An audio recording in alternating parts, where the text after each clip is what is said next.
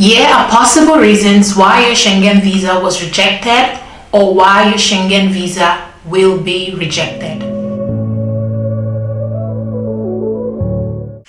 Hi beautiful people, welcome back to my channel. If you are new on here, my name is Iamblessingwilliams. I am a Nigerian living in Paris, France.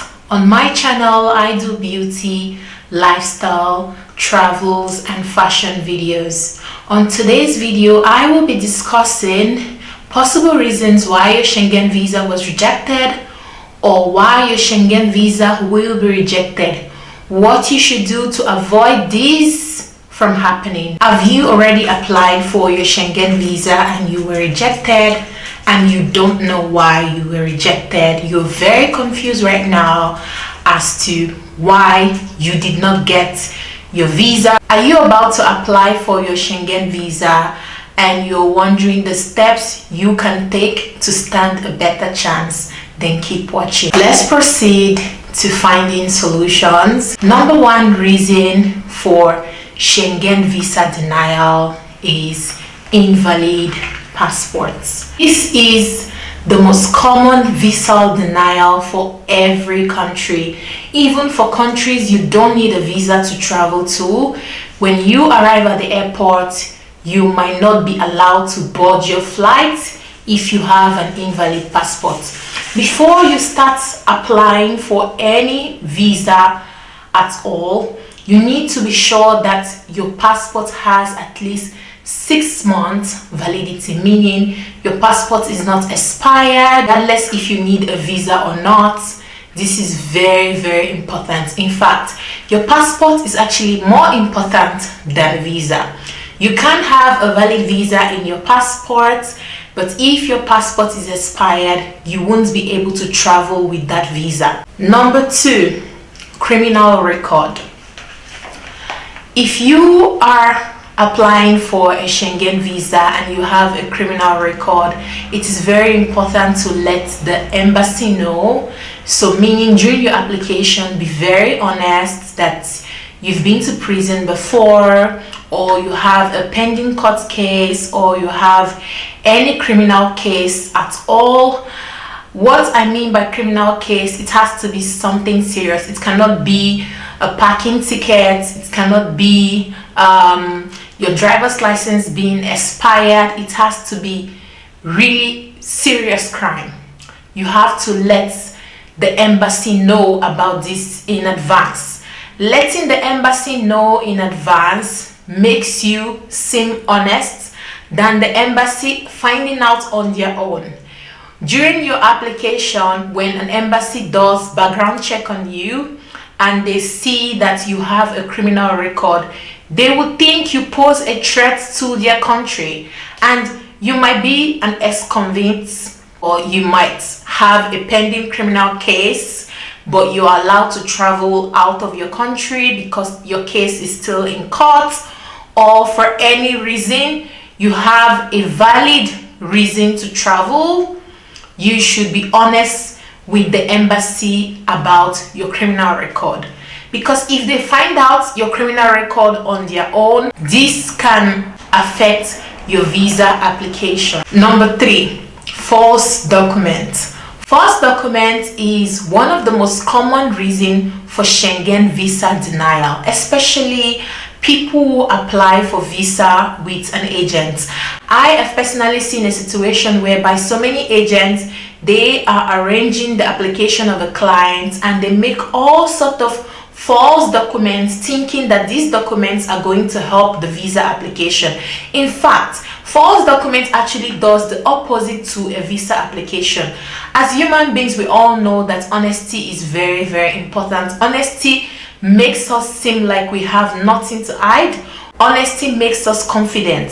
So this is how the embassy thinks as well. If an embassy discovered that you have included false documents in your application, it makes them doubt the reason why you are traveling. It makes them see you as a dishonest person. So please, when you are applying your visa, make sure your flight reservation, your hotel reservation, and every other document you need, like your health insurance, your invitation, your NOC, every document you need for that application. Make sure you are honest with everything. Make sure you don't include false documents. Number 4, incomplete documents and information. Incomplete documents and information is different from false documents. With false documents, you actually provided the document, but you lied in the document, or you provided fake documents. With incomplete documents and information, it's simply you probably have this document, but you didn't include it in your application. This mistake is very, very common. Sometimes many of us want to apply for visa and we don't have the right information. We don't have access to everything we need for a specific kind of visa. So for example, you are traveling as a tourist and you're traveling for 10 days. You should apply for a 15 days or a 1 month Schengen visa. If you apply for a long stay 6 month Schengen visa, that's like false information. If you're traveling as a student, if you're traveling for a medical purpose, every traveling has its own kind of document. As a student, you need to add your acceptance letter to the school you apply to. You need to show proof of your tuition fee. If you're traveling for medical reasons, you need to show proof that you have an appointment scheduled with the hospital or the health center you will be visiting in the country. If you are traveling for spouse and family reunion reason, which simply means that your family or your spouse is in the Schengen country that you want to go to, there are documents that you need to provide that prove that you have your family or your spouse there. Every kind of visa has its own documents, so you need to be very clear during your application with every information you provide, and every document you provide needs to match the information. Some countries are very, very strict with this. For example, I'm a French resident. I live in France, and I have been living in France for almost 5 years. And recently this year, during a vacation, I lost my French residence card, and I was outside the country, so I could not get a new residence card while I am abroad. So I needed to apply for a special kind of visa called return visa. This is a kind of visa for people who are residents of France and who have lost their residence card while abroad. I needed to apply for this visa to be able to enter back into France. And the visa type is long stay return visa. And during my application, in my form and in my submission appointment, I applied for short stay family visa because my family, my husband and my child, they live together with me in France, but I am the only one who lost my residence card. So during the visa application, while filling my form, I just choose the option of short stay family visa. And while I was not refused, because there's a difference between refusal and an embassy sending you a letter to reapply for one reason or the other, I got a letter of visa not being issued and I should reapply. And the embassy told me specifically the kind of visa I should apply, and their reason was, you are a French resident. For this reason, you cannot apply for a short stay visa.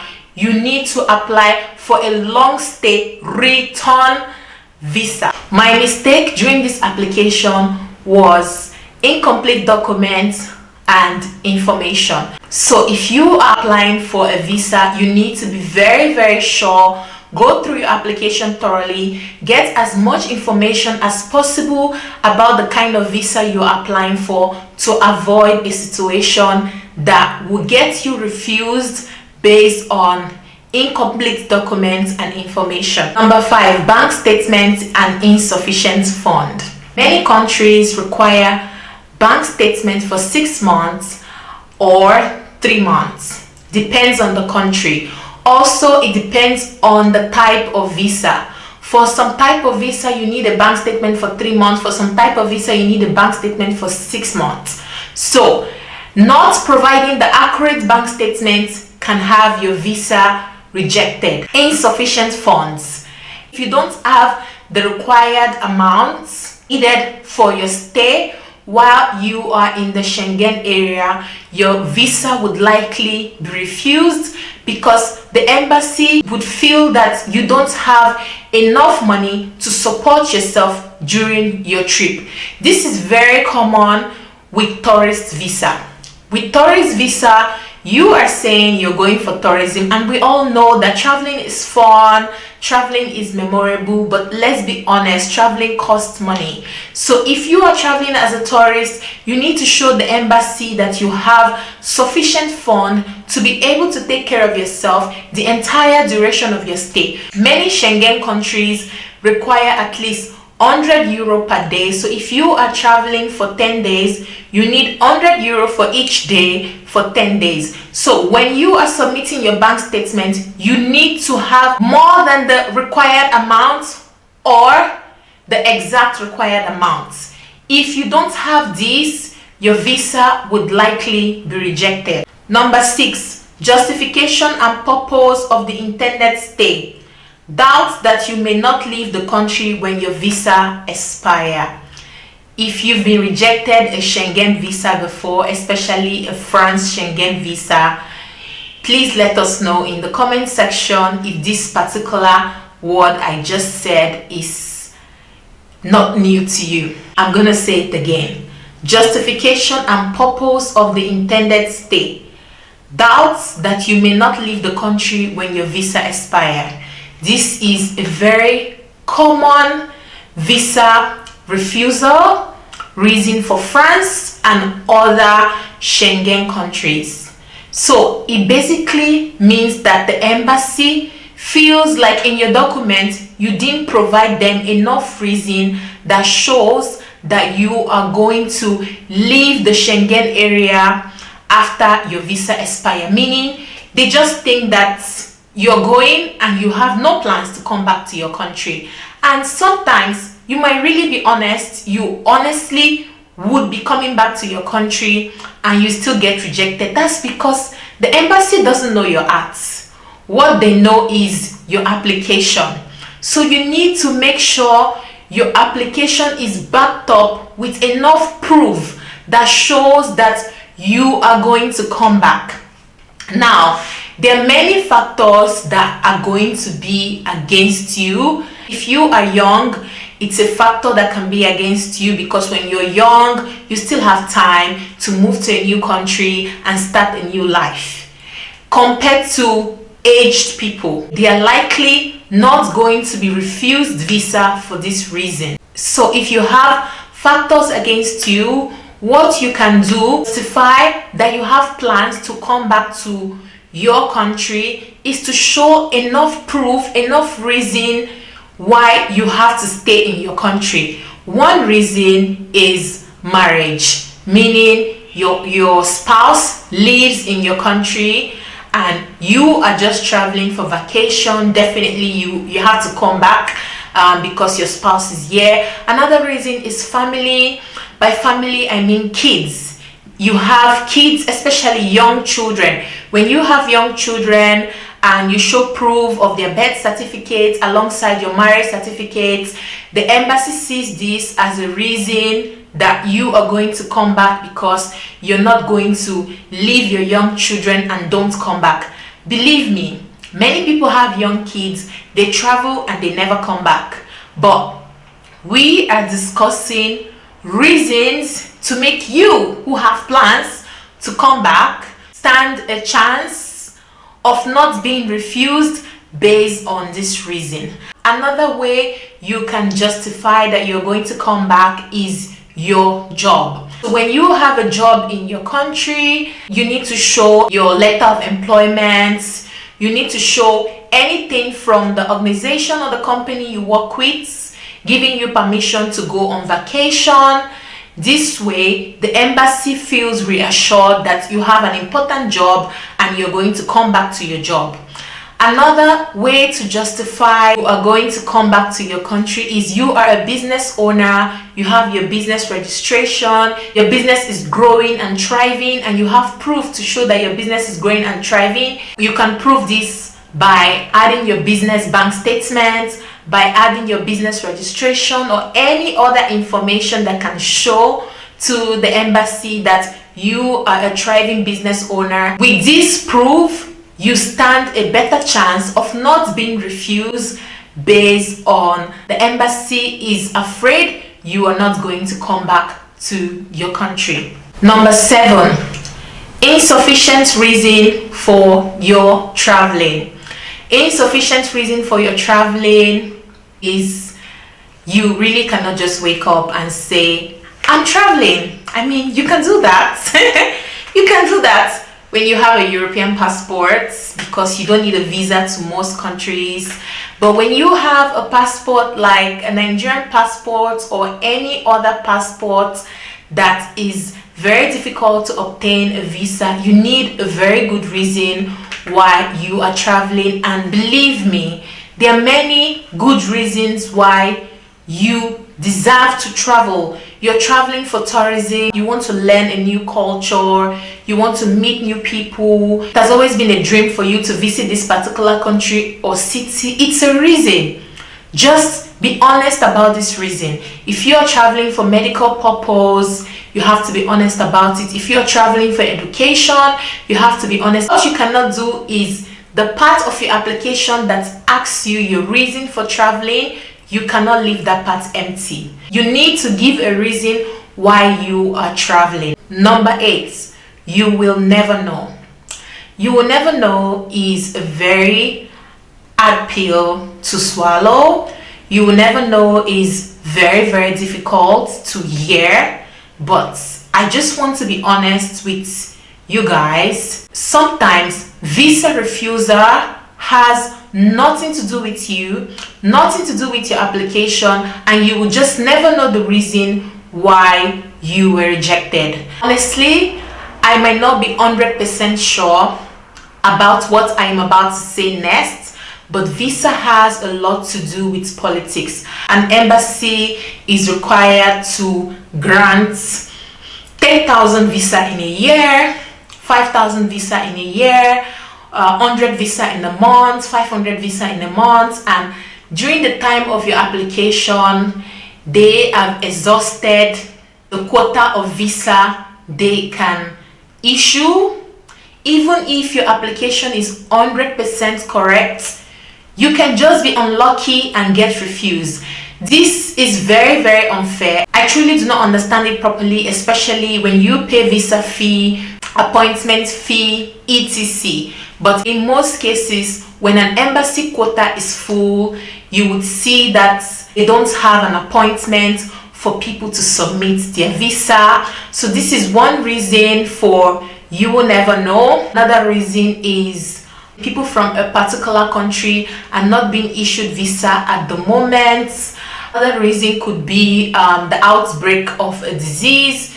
Example, during the time of COVID, many embassy accepted visa application. Before they could work on the visa, their country went into quarantine, so they had to return everyone's passport and they couldn't issue visa anymore. So honestly, it could literally just be any reason why your visa was rejected, and it has nothing to do with you. It has nothing to do with your application. Many times people have the right bank statements, they have invitation, they have everything correct, they have a valid reason why they are traveling, sufficient fund, they are going for school, they are going to see their spouse, they're traveling for tourism, and they have everything to back them up that they are going to come back to their country. Still they get refused. So this can be very confusing. This is why you can appeal. So if you feel your visa was rejected and you're very, very confident that it was unfair for your visa to be rejected, you're very confident that you deserve to be issued a visa, you can appeal the decision of the embassy, and in many cases appealing a visa refusal works in your favor. When you appeal, you're confidently showing the embassy that everything you said during your application was 100% honest and you deserve to be issued your visa. For this reason, your visa is going to be granted. If they go through your application again and they see that they have made a mistake, let's be honest, people who work at embassies, they are human beings, and as human beings we all make mistakes. Maybe the first time when you submitted your application they made a mistake and they refused you. The second time when they see your application, it could be someone different at the embassy who sees your application and they feel, oh, he or she deserves to get this visa, why did we refuse her in the first place? Then your visa will get granted. Write an official letter to the embassy, include all your documents if possible. If you have new documents that can help your application, include it. And this time around, you don't need to go to the visa submission center where you did biometrics to submit. This, you mail it directly to the embassy or you drop it yourself directly at the embassy.